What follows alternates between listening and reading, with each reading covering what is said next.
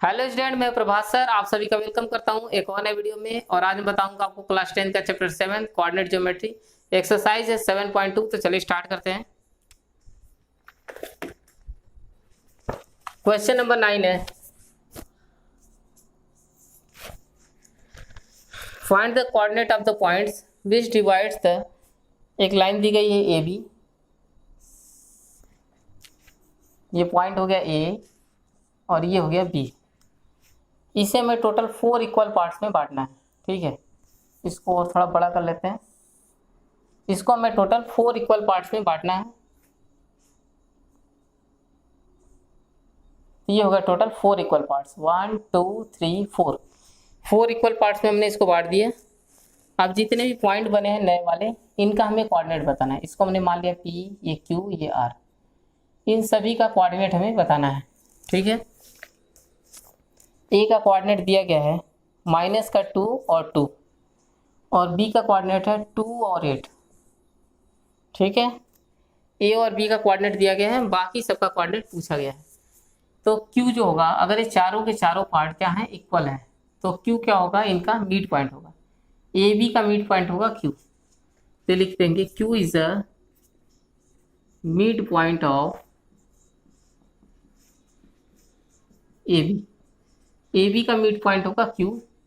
ठीक है, तो इसका कोऑर्डिनेट क्या हो जाएगा, मिड पॉइंट का फॉर्मूला होता है x equal to x1 plus x2 upon 2 और y equal to y1 plus y2 upon 2। ये हमारा है x1 y1 और ये हमारा है x2 y2। तो x इक्वल टू x1 की वैल्यू हो जाएगी -2 प्लस x2 की वैल्यू हो जाएगी 2 अपॉन में 2, और y इक्वल टू y1 की वैल्यू है 2 प्लस y2 की वैल्यू है 8 अपॉन में 2। तो x इक्वल टू -2 प्लस 2, ये हो गया 0 अपॉन 2। 0 में 2 का डिवाइड करेंगे, आ जाएगा 0। और y इक्वल टू 2 प्लस 8 हो जाएगा 10 अपॉन 2। इसको डिवाइड करेंगे तो आ जाएगा 5। मतलब पॉइंट आ गया 0 और 5। ठीक है, मतलब इसका कोऑर्डिनेट हो जाएगा हमारा 0 और 5। ये आ गया हमारा Q का कोऑर्डिनेट। P क्या होगा, किसका मिड पॉइंट होगा, P is the mid point of A and Q। क्योंकि ये सभी के सभी पार्ट इक्वल हैं, तो Q मिड पॉइंट होगा इन दोनों का, और P क्या है, इनके बीच में है। A और Q के बीच में क्या है, P है। तो P जो होगा वो मिड पॉइंट होगा A और Q का। तो लिख देंगे P is mid point of A and Q। ठीक है, A Q का मिड पॉइंट होगा। तो x इक्वल टू, जैसे इसमें हमने लगाया था वही फार्मूला यहाँ लगाएंगे। x equal to x1 plus x2 upon 2 और y equal to y1 plus y2 upon 2। अब x1 y1 ये है और x2 y2 ये हो जाएगा। ठीक है, क्योंकि इसको हम इन दोनों का मिड पॉइंट निकालेंगे, x1 y1। तो ठीक है, इसको बना लेते हैं x2 y2। तो x इक्वल टू x1 की वैल्यू है -2 प्लस x2 की वैल्यू है 0 अपॉन में 2। ठीक है, और y इक्वल टू y1 की वैल्यू है 2 प्लस y2 की वैल्यू है 5 अपॉन में 2। अब इसकी इन दोनों की वैल्यू निकाल लेते हैं हम। x इक्वल टू -2 और 0, ये मिलके हो जाएगा -2 अपॉन 2। इसको डिवाइड कर लेंगे तो मिल जाएगा -1। और y इक्वल टू 2 प्लस 5, मतलब ये हो जाएगा 7 अपॉन 2। ठीक है, तो इसका कोऑर्डिनेट हमें मिल गया P का -1 और 7 अपॉन 2। अब हम आते हैं Q R पे। पॉइंट R जो होगा वो Q और B का मिड पॉइंट है। ठीक है, तो लिख देंगे R is mid point of Q and B। Q और B का मिड पॉइंट होगा R। x equal to x1 plus x2 upon 2। तो x इक्वल टू, इसको हम बना लेते हैं x1 y1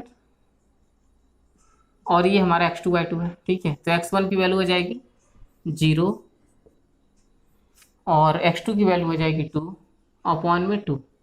0 और 2 को ऐड करेंगे तो मिलेगा 2/2, मतलब x की वैल्यू आ गई, इसको डिवाइड कर लेते हैं 1, और y equal to y1 plus y2/2, तो y इक्वल टू y1 की वैल्यू है 5 और y2 की वैल्यू है 8, ये हो जाएगा 5 + 8/2, तो y इक्वल टू मिल जाएगा 8 5 13/2। तो ये कोऑर्डिनेट हो गया 1 and 13/2। ठीक है, ये हो गया कोऑर्डिनेट आर का। तो ये हमने तीनों पॉइंट निकाल लिए पी क्यू आर, तीनों के तीनों मिड पॉइंट है। क्यू मिड पॉइंट है ए बी का, पी मिड पॉइंट है इन दोनों का, और आर मिड पॉइंट है क्यू बी का। क्वेश्चन नंबर 10 पे आते हैं।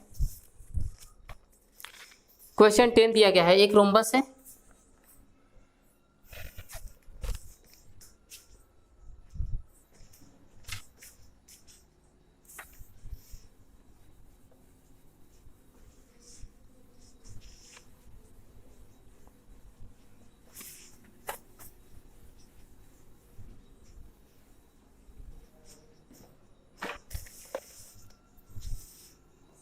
ये है क्वेश्चन नंबर 10। एक रोम्बस दिया गया है क्वेश्चन में।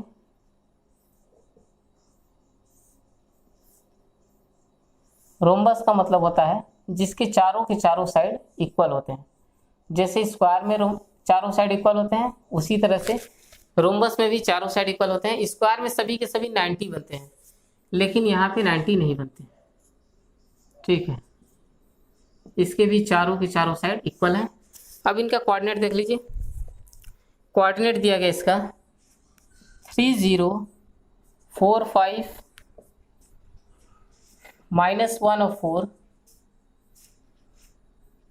और दिया गया है -2 -1। ठीक है, ये हो गया इनका कोऑर्डिनेट 3 0 4 5 -1 4 और 2 -1। क्वेश्चन पूछा गया इसका एरिया क्या होगा।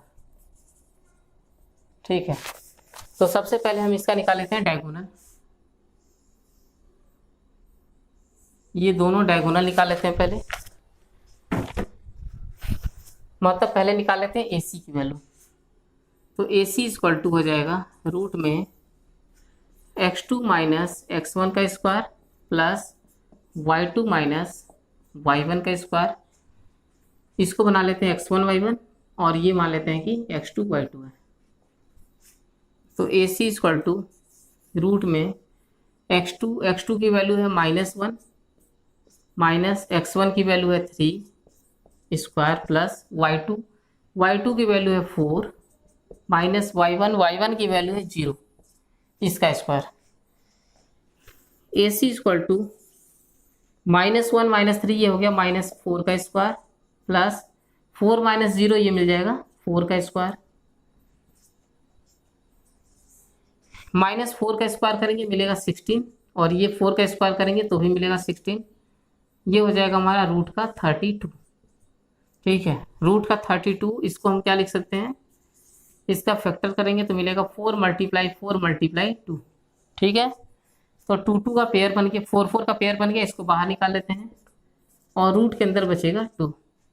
ये निकल गई वैल्यू AC की। अब हम निकालते हैं BD के लिए इसको मान लेते हैं कि ये है x1 y1 और ये है x2 y2।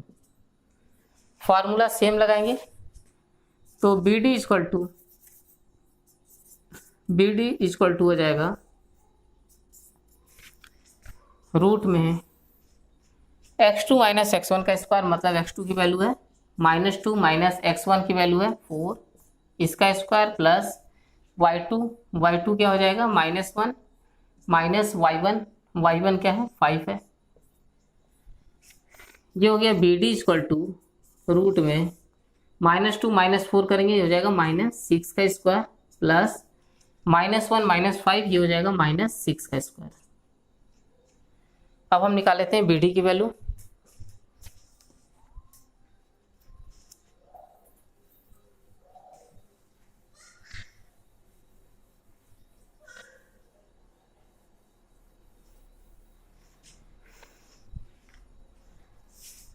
तो BD इक्वल टू मिल जाएगा हमें रूट में 6 का स्क्वायर होगा 36, ये भी हो जाएगा 36। इसको ऐड कर लेंगे तो मिल जाएगा रूट का 72। 72 का फैक्टर करेंगे तो मिलेगा 6 × 6 × 2। ठीक है, फैक्टर इस तरह से करते हैं, इस तरह से आप फैक्टर कर लेंगे तो ये मिल जाएगा 6 × 6 × 2। अब इसमें 6 6 का बन जाएगा पेयर, उसको बाहर निकाल लेते हैं तो बी डी इक्वल टू 6√2। ठीक है, तो ये मिल गया हमें ए सी और ये मिल गया बी डी। फॉर्मूला क्या होता है, area of rhombus equal to